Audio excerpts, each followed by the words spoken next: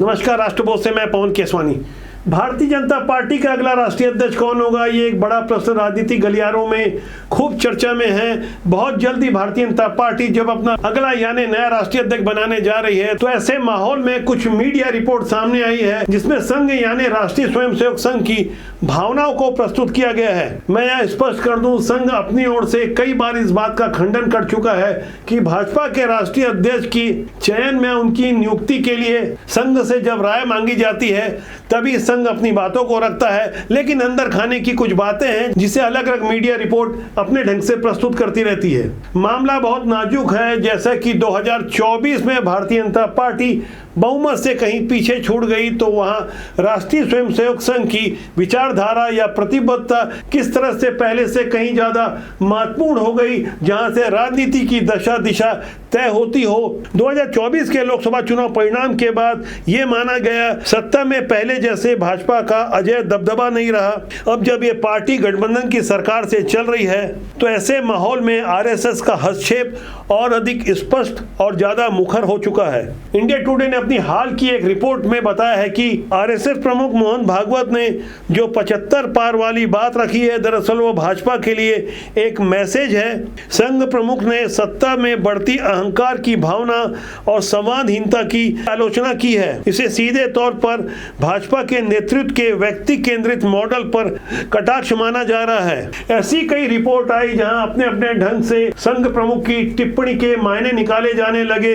दरअसल संघ प्रमुख मोहन भागवत ने संघ के वरिष्ठतम स्वयंसेवक मोरोपंत पिंगले से संबंधित एक पुस्तक का विमोचन करते हुए उनके पुराने संस्मरणों को याद किया, जब मोरोपंत पिंगले ने अपनी 75 की उम्र होने पर जब उनका सम्मान हो रहा था, तब उन्होंने हंसते हंसते मजाक में कुछ गहरी बातें की थी कि उन्हें जो शॉल 75 साल की उड़ाई जा रही है, दरअसल ये शॉल उड़ाने वाले उनकी कुर्सी से हट जाने का इंतजार कर रहे हैं। संघ प्रमुख मोरोपंत पिंगले की उन्हीं मजाक वाली बातों को याद कर रहे थे।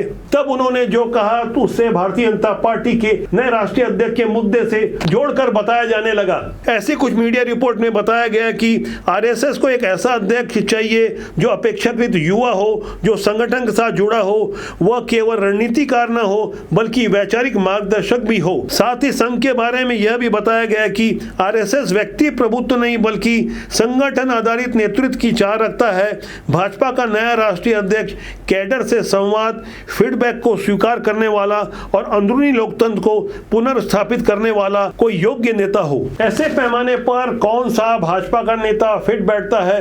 कुछ नामों पर गहरा चिंतन मंथन और खुलकर विचार हुआ। ऐसे ही कुछ नामों को हम आगे बताएंगे, लेकिन संघ क्या सोचता है और संघ क्या करता है, इसे लेकर कयासों का दौर चलता रहता है। कई बार मीडिया अपने ढंग से रिपोर्ट प्रस्तुत करती है। भाजपा के नए राष्ट्रीय अध्यक्ष को लेकर कयास लगाया जा रहा था कि जब पिछला लोकसभा चुनाव हुआ था, तब जब मौजूदा राष्ट्रीय अध्यक्ष जेपी नड्डा केंद्रीय मंत्री बनाए गए, तो उन्हें लगातार एक्सटेंशन पर एक्सटेंशन मिलता रहा। यह गहराई से समझने वाली बात यह है कि पूरी दुनिया की सबसे ज्यादा सदस्यता वाली भारतीय जनता पार्टी के लिए अध्यक्ष का चुनाव इतना मशक्कत भरा क्यों है? ऐसे माहौल में संघ और भाजपा के संबंधों को लेकर कई तरह की बातें गढ़ी जाती है, लेकिन कुछ बातों में गहरी सच्चाई होती है जहां संघ की विचारधारा को ईमानदारी से प्रस्तुत भी किया जाता है। ऐसी एक मीडिया रिपोर्ट में कहा गया है कि भाजपा के राष्ट्रीय अध्यक्ष के लिए पार्टी में बढ़ते टेक्नोक्रेट्स और राजनीतिक प्रवासियों की भूमिका पर संघ ने एक अलग ही चिंता जताई है। संघ का मानना है कि भाजपा का अगला राष्ट्रीय अध्यक्ष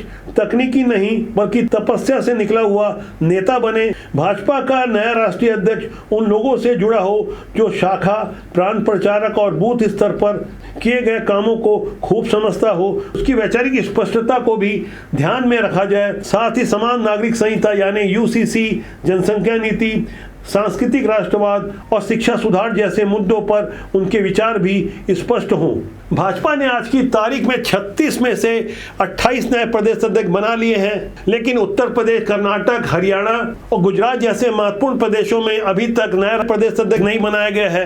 लेकिन जब अधिकांश प्रदेशों में भाजपा के प्रदेश अध्यक्ष बन गए, ऐसे में राष्ट्रीय अध्यक्ष और राष्ट्रीय बॉडी के पुनर्गठन की पूरी जमीन तैयार हो चुकी है। तो कुछ चेहरों पर भी विचार लंबे समय तक चलता रहा जैसे संघ के पुराने प्रचारक रहे और भाजपा के संगठन महामंत्री संजय जोशी और इनके अलावा केंद्रीय मंत्री शिवराज सिंह चौहान, मनोहर लाल खट्टर, धर्मेंद्र प्रधान जैसे तमाम नामों की चर्चा राजनीतिक गलियारों में खूब चलती रही। मैंने पहले जिन मीडिया रिपोर्ट और संघ की विचारधारा की बातों को रखा, इनमें से कौन योग्य प्रत्याशी आपको लगता है, कमेंट सेक्शन में जाकर जरूर लिखिएगा। राजनीति के माध्यम से देश और समाज की सेवा करने के लिए हम लोगों को प्रेरित करते हैं। हमारा मानना है राजनीति बुरी नहीं होती, उसमें काम करने लोग अच्छे या बुरे होते हैं। अच्छे लोग राजनीति में आएंगे तो देश और समाज की ज्यादा भलाई होगी, सही सेवा हो पाएगी। तो आज के अंक के लिए इतना ही। मेरा आपसे आग्रह है कि चैनल को देखें और यदि आज का अंक अच्छा लगे तो लाइक कीजिएगा, शेयर कीजिएगा। नमस्कार।